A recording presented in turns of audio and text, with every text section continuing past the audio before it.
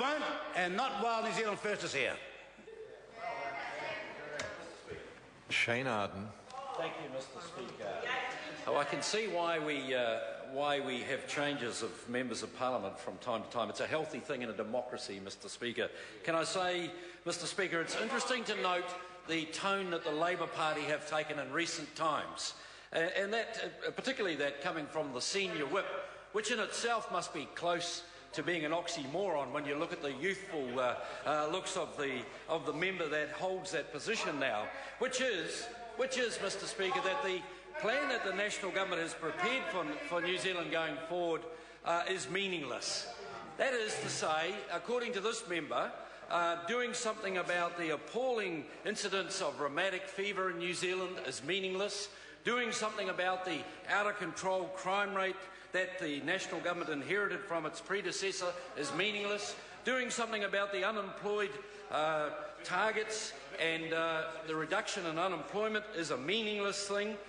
Mr. Speaker, it's interesting to draw a comparison between the assertions by the senior whip and those that were asserted towards myself, I guess you could say, in a recent debate that took place in the House over the release of a public asset, or in his opinion, or in the opposition's opinion, a release of a public asset, fuelled, of course, by his very learned colleague Andrew Little, where they were both proven to be wrong, and I have yet not heard a single response from them.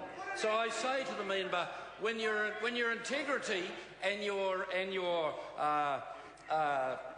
figures are challenged to that extent,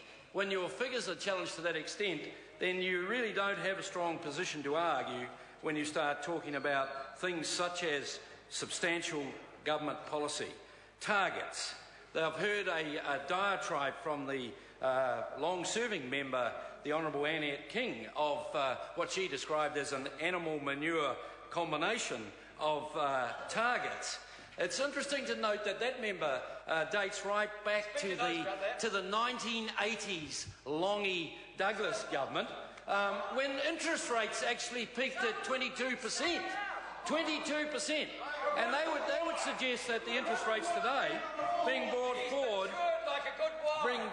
forward by the current government policy mix. The last time I looked, Mr. Speaker, in the low 5%, is somehow a negative process or a negative position to find ourselves in.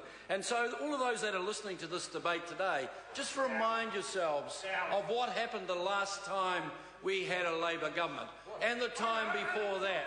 Anyone that has a house mortgage in New Zealand, they are after you. Interest rates would rise again, absolutely, under that government. But that wouldn't be the worst thing that would happen to you. They'd also tax you if you got any capital gain on that property. And they'll talk about that as being a way forward. The answer for Labour is the answer they've always had: borrow and hope. And if it's still moving, tax it, and if it stops moving, subsidise it to get it moving again. Mr. Speaker, they have never ever had a new plan. So, by comparison, if you look at what's being offered by this side of the House, supporting vulnerable children, reducing long-term welfare dependency, measures and targets that are being compared year by year, are transparent, are made available for people to test us by. This is almost a black and white contrast, Mr. Speaker, and one that the Labour government will never do. Reducing crime rates by up to 15%. Mr. Speaker, that is a very honourable goal, and so far the government is on target to achieve that. Boosting skills and employment, to ensure that 85% of 18-year-olds will have NCA Level 2 or equivalent by 2017. If that's a meaningless target, Mr. Speaker, then what are the targets of our opponents? What is their policy? What would they do? What is their suggestions? What would they have done differently? In the 9 years that they held the Treasury benches through some of the best economic times, all they did was put more and more barriers in front of the engine room of the economy, like more taxes, more regulation. Mr Speaker, they are without ideas and they are without policy. Speaker, point of order. Point of order, the Right Honourable Winston Speaker, Peters. I seek leave to table an email to the Prime Minister dated 10 of February 2012, alerting him to this issue, which the Minister today denied any knowledge of. Leave is sort of table that document. Is there any objection? Do the members not understand what...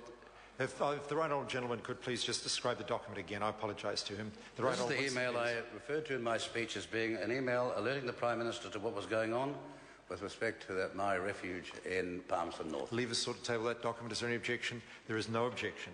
Sir William Sewell. The last contribution made